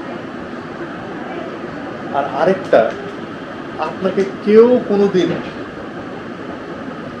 এটা যদি বলি সিনেমা লিটারেসি, সংক্ষেপে অনেকে বলে সিনেমেসি, মানে ধরেন আপনারা বিশ্ববিদ্যালয়ে পড়েন, উনি লিটারেচারে পড়েন, আপনি পলিটিক্যাল সায়েন্সে পড়েন, আপনি কি পলিটিক্যাল সায়েন্সে ভর্তি হওয়ার আগে পলিটিক্যাল সায়েন্স বুঝতেন? সংজ্ঞা তো দূরে থাকে, বাংলাটাও বলতে পারতেন না। তাহলে একটা কিভাবে আশা করেন যে এটা ঠিক সিনেমা দেখলেই তো বোঝা যায় লাল গোলাপ দিচ্ছে একজন আরেকজনে, দেখলে বোঝা যায়। ক্রিস্টিয়ান মিটসের একটা কথা আছে, বলছে যে ফিল্ম দেখে বোঝাটা সহজ, এই কারণে ব্যাখ্যা করাটা কঠিন। Easy to understand but difficult to explain. তো ওই জন্য বলছিলাম যে ভালো ছবি তো আপনার মানে ওটা তো শিক্ষার বিষয়, ভিজুয়াল লিটারেসি। ওটা যদি না থাকে আপনার, কেউ ধরায় দেয় না আপনার, ওটা তো আপনার দোষ না। কাজে আপনার ওই যে যা মানে নর্মাল এলেবেলে ছবি ভাল লাগে, কেউ যদি আপনাকে ধরায় দিত যে দেখো ওই যে চ্যাপলিন একটা এই কি বলে চাকার ভিতর ঢুকে যাচ্ছে, মেশিনের চাকার ভিতর ঢুকে যাচ্ছে, মানে আচ্ছা সরি এটি তো শেষ হয় না, থ্যাংক ইউ।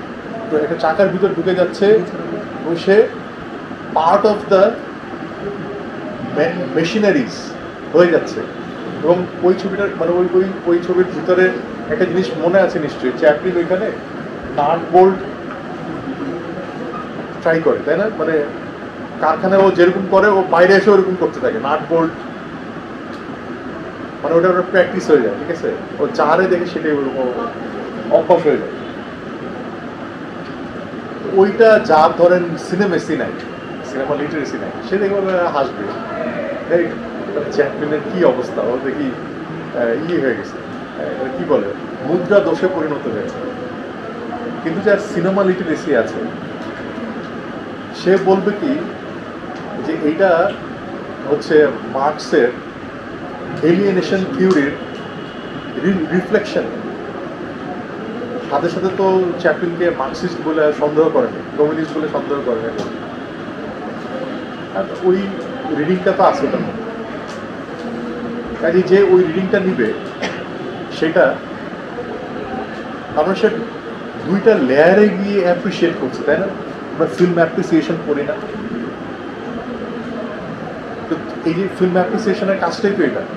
আমি মনে করি পার্সোনালি বাংলাদেশের আনাচে কানাচে ফিল্ম অ্যাপ্রিসিয়েশন কোর্স চালু করা উচিত বিকজ অফ সিনেমা লিটারেসি। তাহলে মানুষ আস্তে আস্তে ভালো ছবি দেখতে শুরু করবে।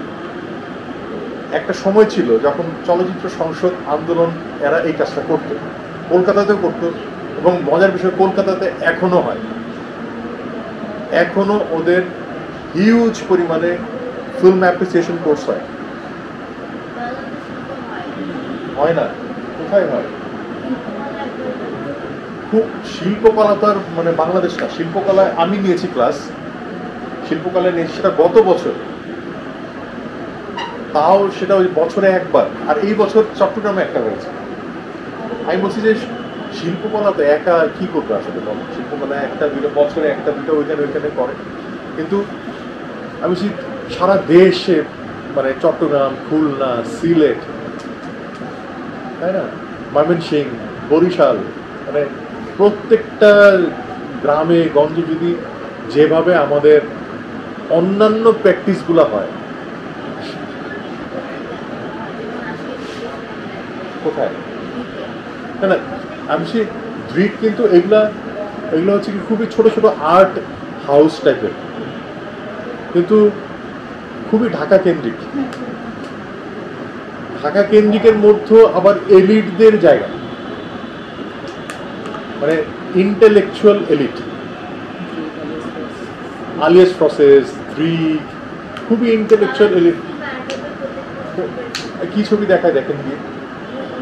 হ্যাঁ, তা তো আর ওগুলো তো আপনি ভালো ছবি বলবেন কি না, ওখানে তো সব ঘরে ধরে দেখাচ্ছে ছবি, এবং সেটাও দেখায় কোন দিন?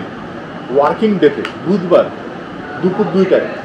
ওই দিন আপনারা হয়তো বা ক্লাস ফেলে যেতে পারেন, কিন্তু একটা কর্মজীবী মানুষ কি যেতে পারে? ইন্ডিয়ান ফিল্ম আর্কাইভে আমি 1 মাস ছবি দেখেছি। ইন্ডিয়ান ফিল্ম আর্কাইভে ছবি দেখার সর্বসাধারণের জন্য খোলা শনিবার সন্ধ্যা 6টায়। কেন?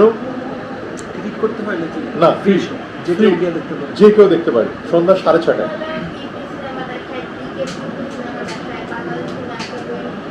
না, আমি বলছি সময়টা কোথায়? ইন্ডিয়ান ফিল্ম আর্কাইভের সময় হচ্ছে শনিবার, দেখেন শনিবার সন্ধ্যা 6:30টায়, তারপরে রোববার ওদের ছুটি, আগের দিন সিনেমা দেখবে, দেখে একটু রাতে আড্ডা মারবে সিনেমা নিয়ে। ফিল্ম আর্কাইভের ওই জায়গাটা খুব মজার। হ্যাঁ, সবাই ছবি দেখে বেরিয়ে, ধরেন জ্যাক তাঁতির ছবি দেখে বেরোলো, এইমাত্র ধরেন ইয়ার ছবি দেখে বেরোলো, হ্যাঁ টুফোর ছবি দেখে বেরোলো, বেরিয়ে একটু আড্ডা মারবে ছবি নিয়ে। 9টার মধ্যে ছবি, 10টা, 10:30, 11টার মধ্যে ছবিটা, এই ইত্যাদি ইত্যাদি। তারপর বাসায় যাবে, পরের দিন ছুটি। আমার এখানে দেখানোই হয় বুধবার, তো হলো না মানুষজন ওই শুক্রবারে দেখায়। বিশেষত কেন্দ্রে শুক্রবারে দেখায়, বিশেষত কেন্দ্রে ভালো ছবি দেখায়। তাই বলছি সব তো ঢাকা কেন্দ্রিক। এবং আরেকটা বিষয় বলি আপনাদের, এই যে যতগুলা নাম বললেন না, সবগুলো জায়গায় দেখবেন 80% লোক ঘুরে ফিরে একই লোক, একই মুখ। এরা দিকেও গিয়ে ছবি দেখে, এরা বিশেষত কেন্দ্রে গিয়েও ছবি দেখে, একই লোক। ঢাকা শহরের এই লোকগুলাই ঘুরে ফিরে ভালো ছবি দেখে। কিন্তু আমি বলছি যে ছবি দেখানো একটা জিনিস, কিন্তু ফিল্ম অ্যাপ্রিসিয়েশন ডিফারেন্ট। তো অ্যাপ্রিসিয়েশনটা শেখা, ধরেন শুধুমাত্র শেখানো শিল্পকলা একাডেমির কাজ না, বা শিল্পকলা একাডেমি ফ্রিকুয়েন্টলি এটা করতেও পারে না, কারণ শিল্পকলা একাডেমির আরও অনেক কাজ আছে। ওর সঙ্গীত আছে, ওর নাটক আছে, ওর চিত্রকলা আছে, ওর নৃত্য আছে, রাইট। ফিল্ম তো একটা নবীন শাখা ওর জন্য, এটা তো ওর একমাত্র কাজ না। তাহলে এটা কারা করবে? আপনারা করবেন। আপনাদের মতো যারা সংগঠন আছে, যেমন ইউনিভার্সিটি ভিত্তিক, বিশ্ববিদ্যালয় ভিত্তিক যে সমস্ত চলচ্চিত্র সংসদ, চলচ্চিত্র দল, ক্লাব, আগে পাড়া মহল্লায় চলচ্চিত্র সংসদ হতো, তারা করবে। তারা বলবে যে আসেন ভাই, আগে ছবি কিভাবে পড়তে হয়, পাঠ করতে হয় সেটা দেখি, তারপরে আমরা একটা ছবি দেখি। ওইটা না হলে তো এটা তো আমার সোসাইটির কালচারটা তো আমার সোসাইটির বাচ্চা কাচ্চারা হচ্ছে মোস্টলি টিনেজাররা সিনেমা দেখছে, আর যারা সিনিয়র সিটিজেন তারা টিভিতে দেখছে, আর আমরা যা অধিকাংশ হচ্ছে ওটিটিতে নিজের রুমে বসে পিসিতে বা মোবাইলে দেখছি। তো ওদের কালচারটা, আমি পার্সোনালি ইন্ডিয়ান ছবি খুবই কম, আমি দেখেছি গ্রামের বাইরে, ওরা ওদের সময় ইন্ডিয়ান সিনেমাই দেখছে। ওদের কাছে সিনেমা মেয়েছে রোমান্টিক সিনেমা, ওর অনেক ধরনের ধুমধাম থাকতে হবে বা সেন্সেশনাল সিনেমা দেখবে। ওদেরকে যদি আমাদের এই জিনিসগুলো বলতে চাই, ওদের আপনাদের কাজে আপনারা করেন, আমরা আমাদের মতো চিপাই চাপা বসে অন্য কিছু সিনেমা দেখতে পাবো। রাইট, মানে আমাদের কালচার আলাদা। রাইট, কালচার বিষয় কি যে সিনেমা প্রথমত মানুষ এটাকে দেখে বিনোদন হিসাবে, বিনোদন একবারে মোটা দাগে বিনোদন। আমি দেখব, পয়সা উসুল হবে, আমার ক্যাথারসিস ঘটবে, এবং আমার ইগো স্যাটিসফাইড হবে, এবং আমার যে ধরেন ইগো এবং সুপার ইগো তিনটাই স্যাটিসফাইড হবে। কিন্তু সব মানুষ তো ওই তিনটারে স্যাটিসফাই করার জন্য ছবি দেখে না, আরও বাড়তি কিছু আছে। বলে না যে মানুষ নিজের জান দিয়ে দেয় কেন, বলে যে ওই যে আনন্দ মঠের একটা লাইন আছে, বলে যে তোমার কি আছে, বলে আমার ভক্তি আছে। মানে ভক্তিটার কারণে কিন্তু মানুষ জান দেয় অনেক সময়, মানে জানের থেকেও ভক্তি বেশি হয়ে যায়, এই কারণে সে প্রাণপাত করতে পারে। সেম মানে ছবি কি শুধুমাত্র আসলে আপনার লিবিডোকে খাবার দেওয়ার জন্য, ক্ষুধা নিবারণের জন্য, লিবিডোর ক্ষুধা নিবারণের জন্য তো শুধু ছবি দেখে না লোকজন, তার অন্য ক্ষুধাও আছে। মানুষ কি শুধু রুটিতে বাঁচে? তাহলে তো আর আমাদের এই আলাপের দরকারই ছিল না। আপনারা যে সময় নষ্ট করে আসছেন, আর ধরেন আমি যে ওই রাস্তা বন্ধ হেঁটে হেঁটে এলাম, কেন এলাম? নিশ্চয়ই একটা অন্য একটা ব্যাপার আছে এখানে। নিশ্চয়ই আমরা বুদ্ধিভিত্তিক যে চর্চা, আলোচনা, সেটা করতে চাই। তার মানে এটা খুবই একটা ভিন্ন একটা ব্যাপার, যে ব্যাপারটা হচ্ছে শুধুমাত্র ক্ষুধা, আমাদের তৃষ্ণা, এগুলোর বাইরে। এখন যে মানুষগুলোর কথা আপনি বলছেন, সেই মানুষগুলোর তো ওই জায়গায় পৌঁছাইতে হবে, বুঝাইতে হবে যে বাবা তোমার ক্ষুধা একরকম না, ক্ষুধা আরো অনেক রকমের আছে। তাহলে ওটা যতক্ষণ না পর্যন্ত আমি বুঝাতে পারছি, ততক্ষণ পর্যন্ত ও আপনার কথা বুঝবে না, খুব স্বাভাবিক। এখন আপনি বলবেন যে তাহলে এটা উপায় কি?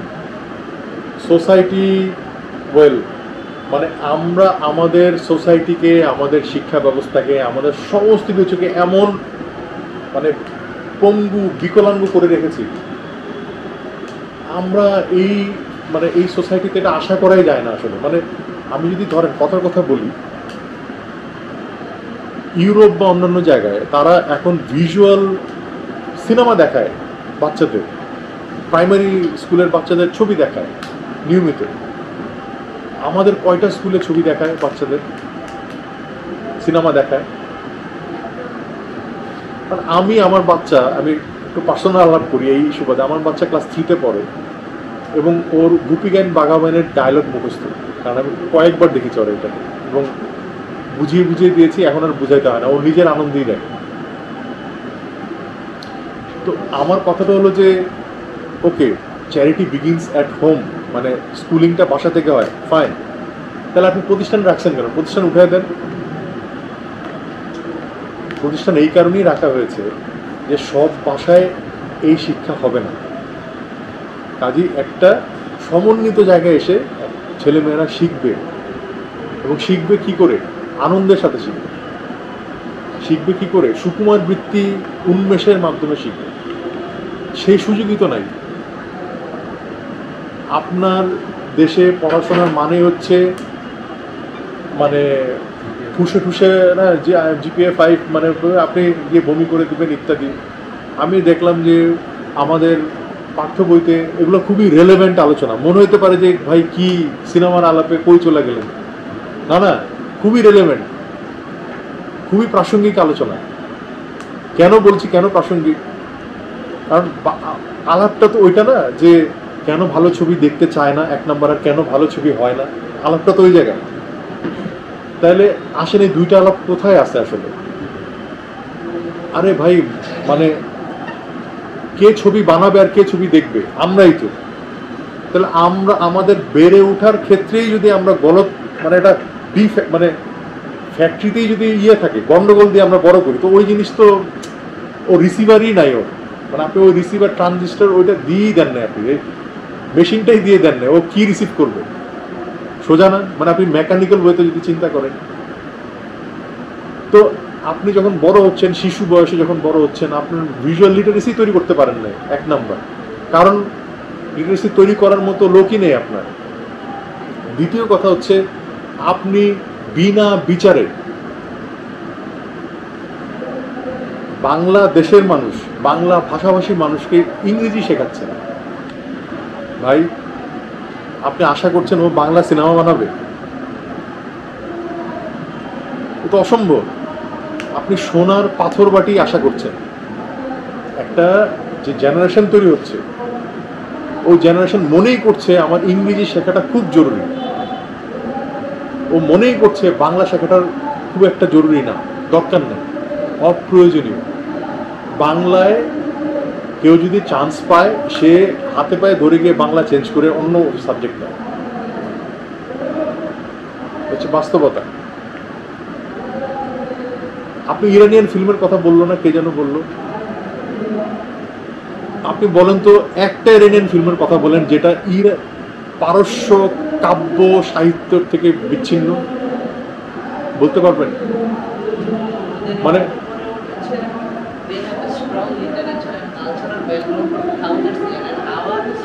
আমাদের নাই। 6000 বছরের ঐতিহ্য, 6000 বছর। আমি বলি আপনাকে, মানে দুঃখের জায়গাটা কোথায় জানেন? আমরা মানে বিদেশি ভাষা করতে করতে না, মানে এমন জায়গায় চলে গেছি, আমরা অন্ধ হয়ে গেছি। ক্লাস 3 এর পাঠ্য বইতে লেখা, আসো আমরা গণিতের প্যাটার্ন বুঝি। প্যাটার্নের বাংলা যে ধারা বা বিন্যাস, এটা আমরা পড়েছি না ছোটবেলায়? আপনারা কি পড়েছেন? বিন্যাস পড়েছেন না? এখন গিয়ে চেক করে দেখেন পাঠ্য বইতে লেখা প্যাটার্ন, এবং সেটার পক্ষে অনেকে যুক্তি দেয় বড় হলে তো ইংরেজিই পড়বে, প্যাটার্নটা এখন থেকে শিখে গেলে বুঝতে সুবিধা হবে। যখন এই ইংরেজি বলা লোকেরা, ইংরেজরা যখন বনে বাদারে কাঁচা মাংস খেয়ে বেড়াচ্ছে, তখন এখানে ভারতীয় গণিতে এই বিন্যাস নিয়ে কাজ হচ্ছে। তখন এই বিন্যাস নাম দিয়েই কাজ হচ্ছে, গণিত। আপনি বলবেন আমাদের ঐতিহ্য নাই? তাহলে আমাদের যে পিরামিডে আমরা যে দাঁড় করাচ্ছি এবং যেটাকে প্র্যাকটিস করছি, এটা তো সমস্যা। আমাদের পুরো সোসাইটির যে স্ট্রাকচার, আমাদের স্টেটের structure, everything has been colonized. আর আমরা ওইটাকে যদি একটা চাকা ছাড়া গাড়িকে যদি খেলি, তাহলে তো এটা সামনে আগাবে না। আমরা চাকা দিতে হবে। না না, এখন চাকাটা দিবে কে? দুইটা ক্লাস, একটা হচ্ছে এলিট আর একটা হচ্ছে রুলার, মানে রুলিং ক্লাস, যারা রুল করছে আপনাকে। তাহলে রুলিং ক্লাস এবং এলিট ক্লাস এই দুটোই চায় যে আপনারা মানে অ্যাক্সেসই না পান।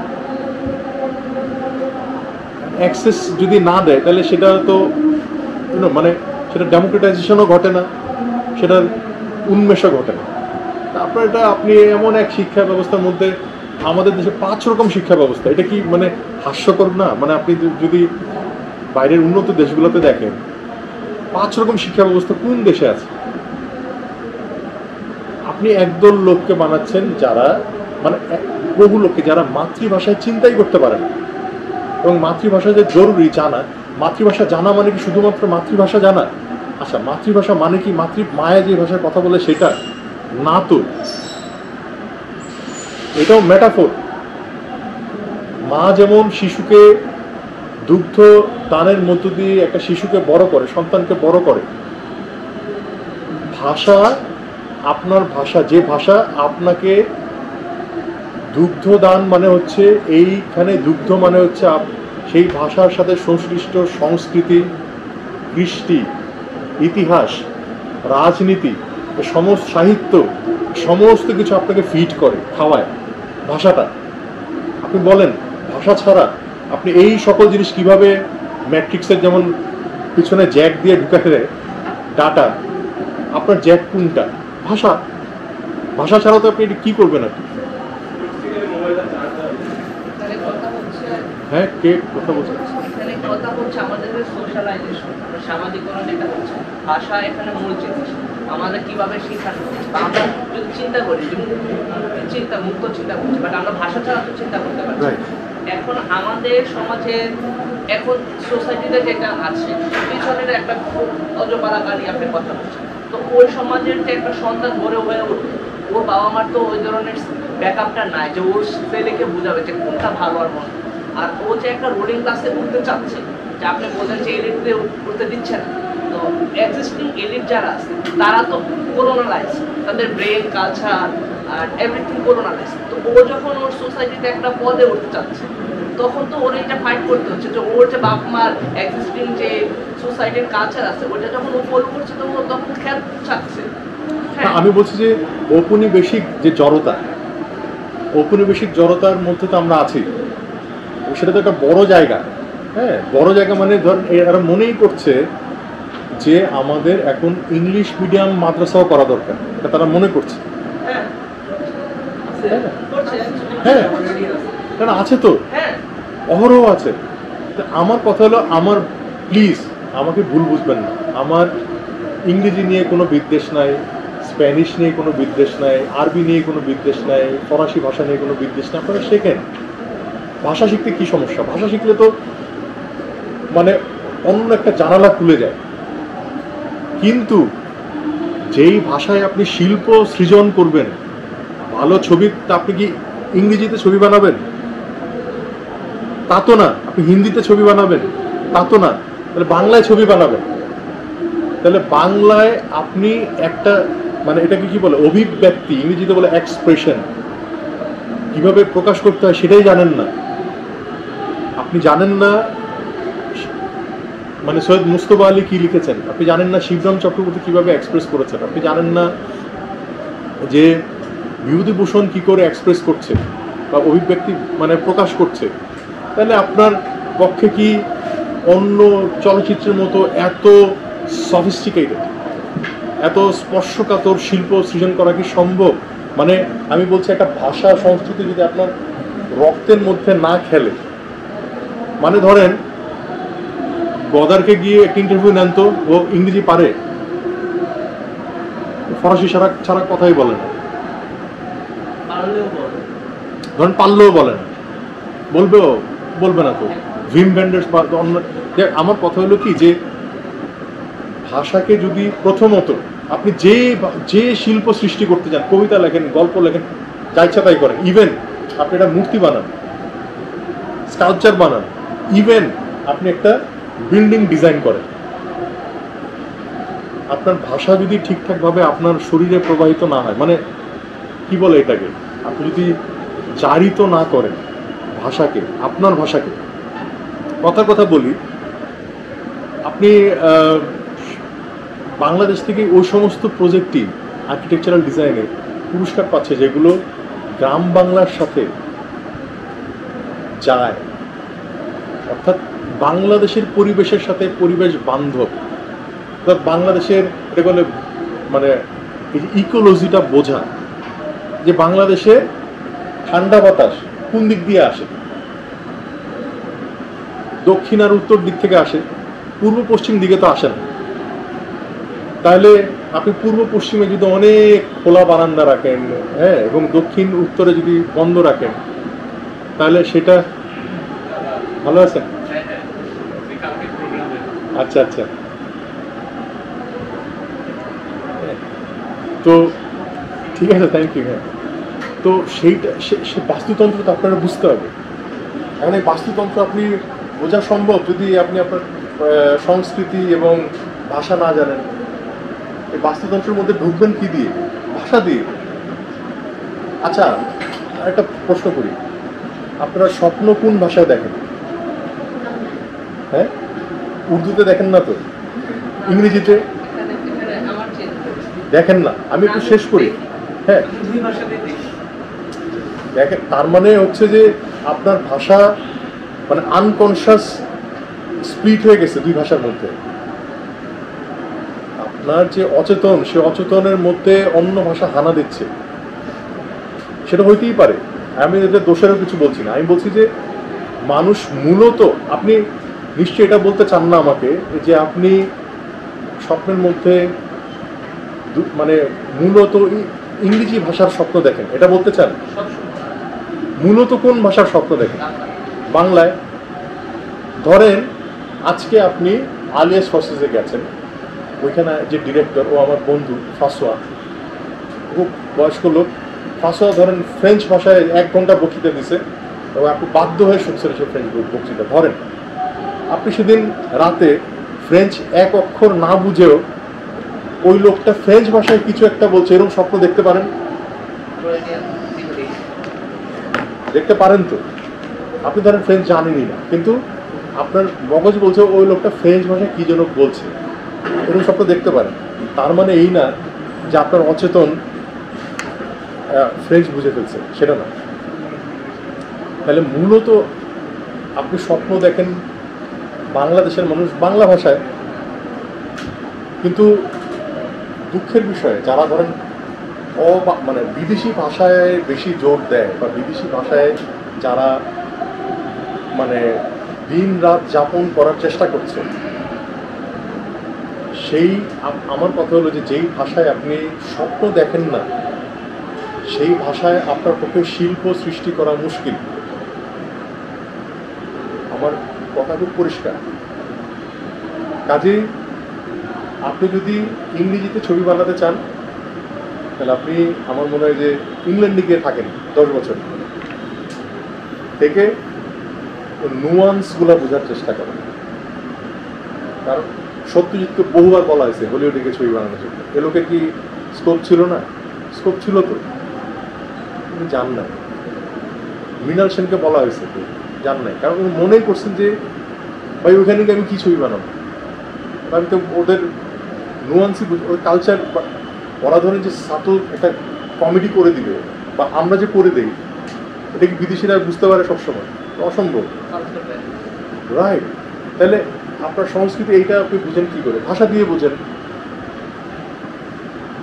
কথার কথা বলি, ধরেন জসিমউদ্দিনের বাঙালির হাসির গল্প আপনারা সবাই, কম বেশি পড়েছেন, পড়া আছে। পিপু ফিসু বলে একটা গল্প আছে না, বলে যে পিঠ পুড়ে যায় ফিরে সুর, মানে ও এত অলস যে পিপু ফিসু হয়ে, মানে ও পুরা সেন্টেন্সটাও বলে না, মানে এতটাই অলস, মানে ঘরে আগুন লেগে গেছে, হ্যাঁ, ও যে পিপু ফিসু, মানে ওরা মানে এতই অলস আর কি, ফুল সেন্টেন্সও বলতে চায় না, ঠিক আছে।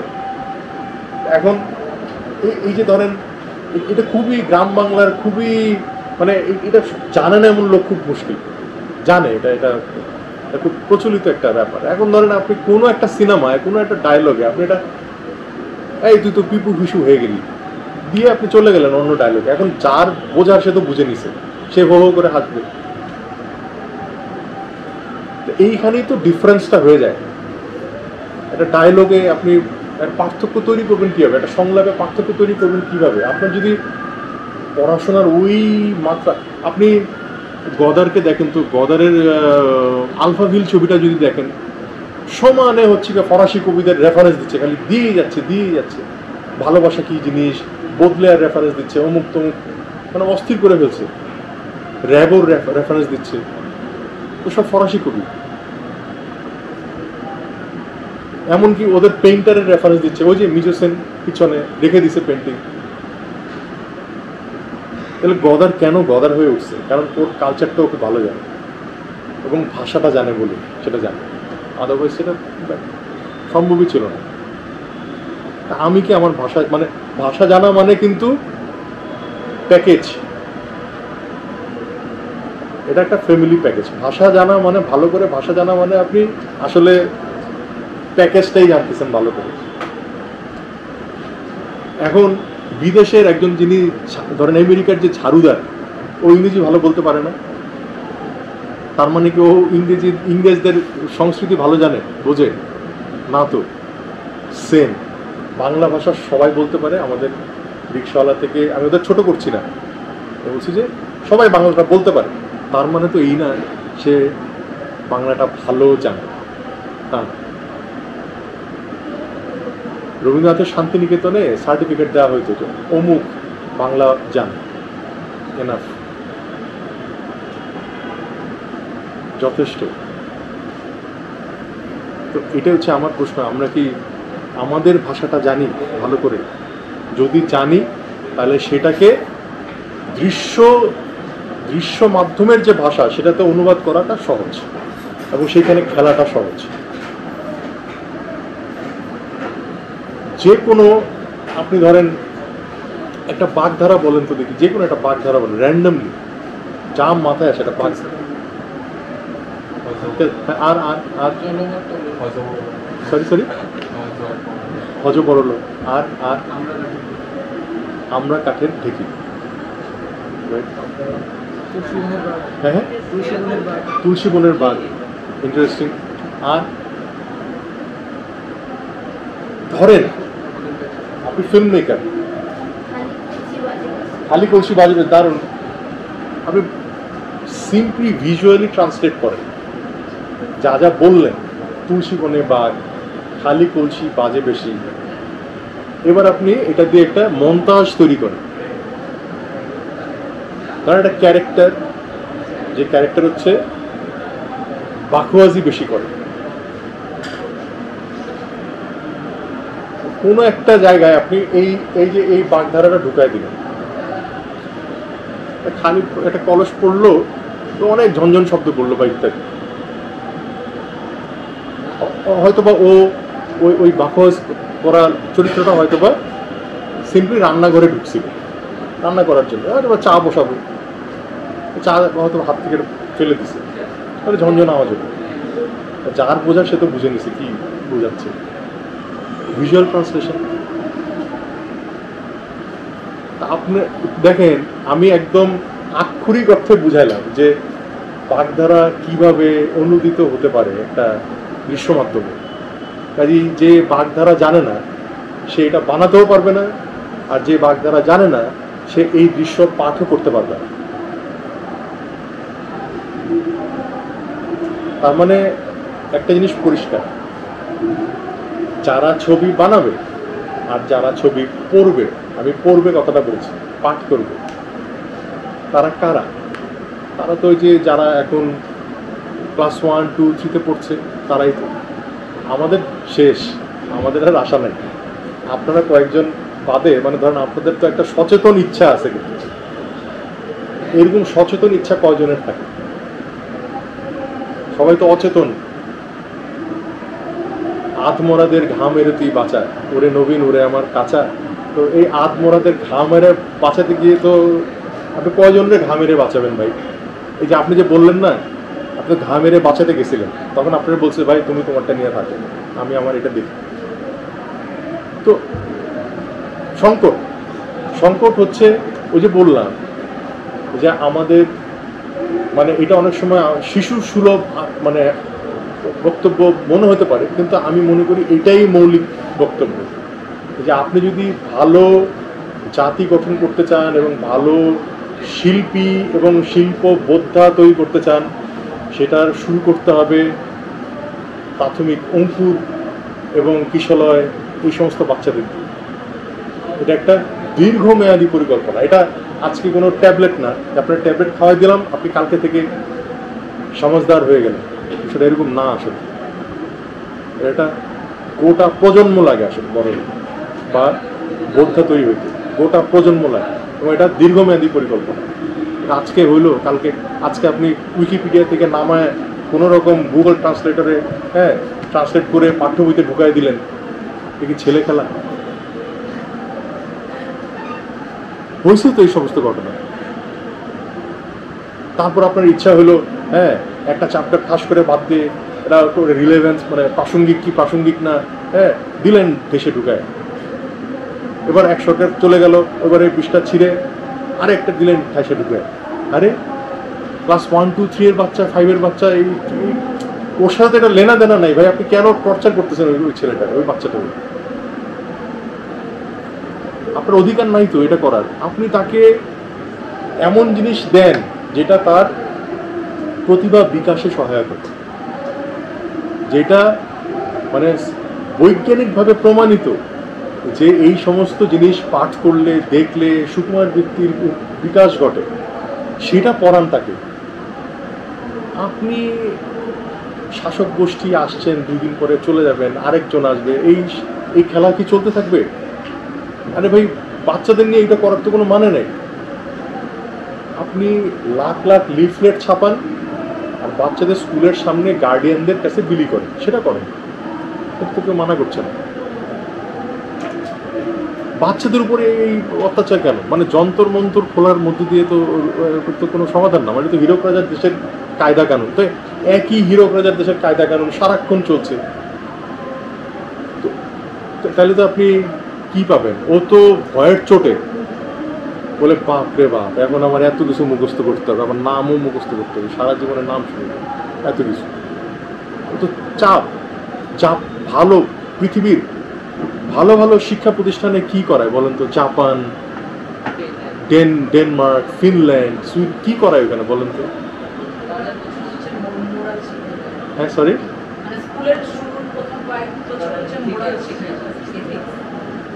আরে এথিক্স তো ঠিক আছে শেখায়, বলে যে ঝাড়ু দাও, গাছ লাগাও, ঠিক আছে, এই তোমার সেলাও, এই আঁকো, ছবি আঁকো,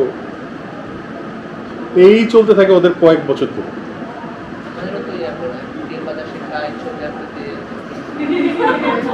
কোথায় শেখায় এগুলো?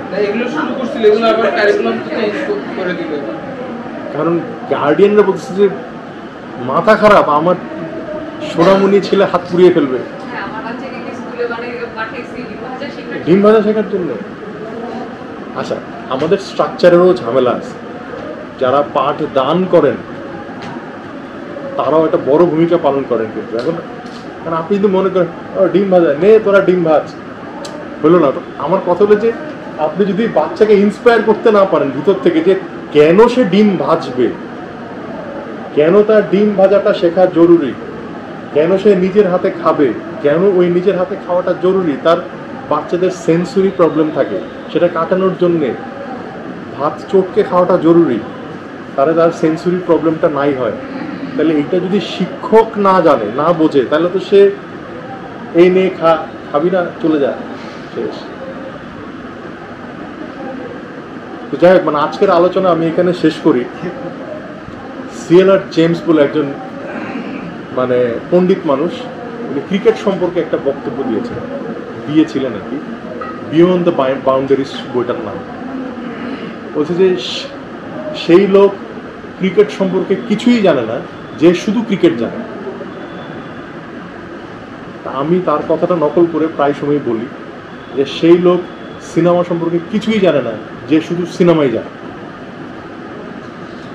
সিনেমা জানতে হলে আপনাকে ওই ভাষার শিল্প, সাহিত্য, সংস্কৃতি, ইতিহাস, রাজনীতি সব জানতে হবে, তাহলে আপনি সিনেমার কিছুই বোঝেন না এবং সিনেমা করতেও পারবেন না। আমি একটা প্রকল্প নিব, একটা অনুদান পাবো, হ্যাঁ ৭৫ লাখ টাকা পাবো, একটা সিনেমা বানাবো, ওই দিয়ে ঘোড়ার ডিমও হবে না, ওই দিয়ে সিনেমা হবে না।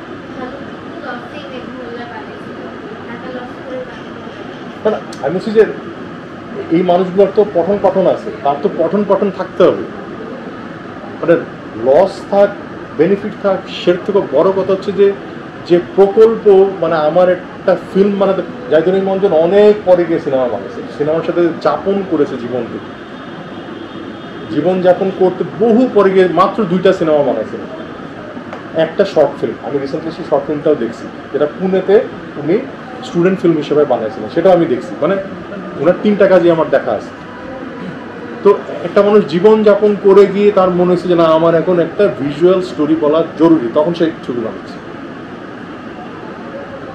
তাহলে মানে কি বলবেন, মানে আমি আমার কথা দিয়ে কিছুটা হতাশা ঝরে পড়ছে বলে মনে হয়, কিন্তু প্লিজ আমি হতাশ নই, কারণ আমি মনে করি যে আপনাদের মতো চলচ্চিত্র সংসদ যারা আছে, তারা যদি সত্যি সত্যি আপনারা মিন করেন, যদি মনে প্রাণে বিশ্বাস করেন যে বাংলাদেশের ভালো ছবি করা সম্ভব, তাহলে যে উৎসবটা করছেন সেটার জন্য আপনারা ধন্যবাদার্হ।